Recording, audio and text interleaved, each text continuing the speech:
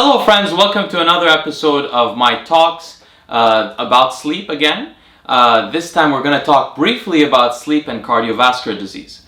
Sleep plays a very important role in mediating and controlling our cardiovascular system. It's thought to do this in two ways. One is that it reduces sympathetic nervous tone, and two is that it resets what's called the baroreflex threshold, which is something that manages blood pressure really. What you can find is that even in a normotensive person, which means a person that doesn't have hypertension, if their sleep is reduced from 7 to 4 hours one night, they will have increased blood pressure and heart rate the next day. Blood pressure is governed by circadian rhythms as well. So sleep plays an important role in managing that. Your blood pressure is higher when you go to bed than when you wake up, mainly because of the role of sleep in regulating that through limiting the sympathetic nervous system or nervous tone for a few hours, as well as we said, resetting the baroreflex threshold. So, what sleep scientists have found is that the amount of deep non-REM sleep that someone experiences directly correlates to how much lower their morning systolic blood pressure is compared to their evening blood pressure. Now, if you have faster brainwave activity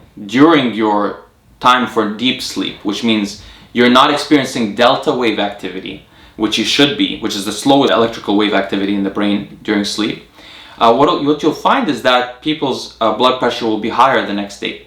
And this happens as you age. As you age, you become less capable at producing delta wave activity, the slowest brainwave activity during deep sleep. And people, of course, as they age also happen to have increased blood pressure. So these things are somewhat related. It's known, and by the way, people, if you'd like any kind of references to papers for any of these things that I mention, you can DM me on Instagram. I have extensive citations in my own notes for my personal use, and I'd be glad to share them with you. We know that deep non-REM sleep averts both heart attack and stroke in terms of its quality, quantity, and frequency. Well, we also know, so basically we know that deep non-REM sleep, the stages 3 and 4 of non-REM sleep, are stages in which your heart rate reduces, your blood pressure reduces, your sympathetic nervous tone reduces, and your body goes into sort of a resting state. But these non-REM stage cycles happen every 90 minutes, right? So after your non-REM sleep cycle, you go into a REM sleep cycle. And in the REM sleep cycle, your heart rate variability increases.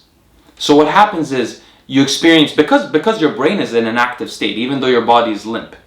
So what happens is your heart rate increases and declines throughout that period. So if you can imagine this all together, say you have 5 of these cycles through the night, what's happening is that your cardiovascular system is really resting, and then it's becoming active, and then it's going back to resting, then it's becoming active again, then it's going back to resting, and it repeats. Leading to in the morning, you having a rested, healthy blood pressure and heart rate. Now, but I've noticed this in my own life, by the way, because I measure my heart rate and my blood pressure very frequently, almost on a daily basis. And I note that if I have underslept, like even only slept for 5 hours due to work or something like that, my heart rate will be higher the next day and my blood pressure will be higher. And if I do this for like 2 days in a row, it gets quite high.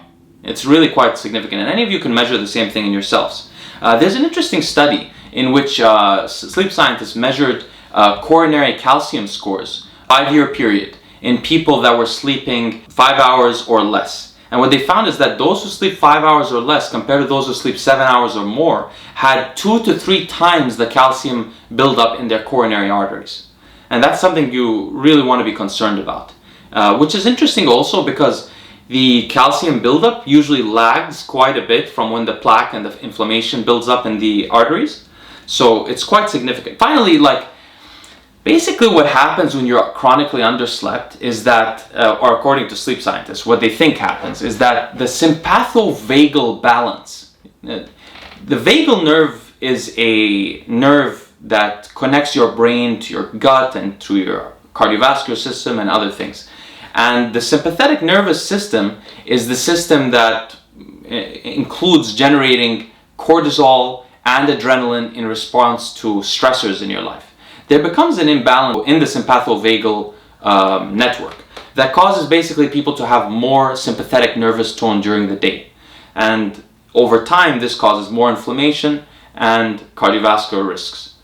Thank you guys so much for watching. Stay tuned for the next episode in which I will discuss the immune system, sleep, and cancer. If you like the video, please give it a thumbs up, enable notifications, and visit my website at leonlongevity.com. Thank you so much.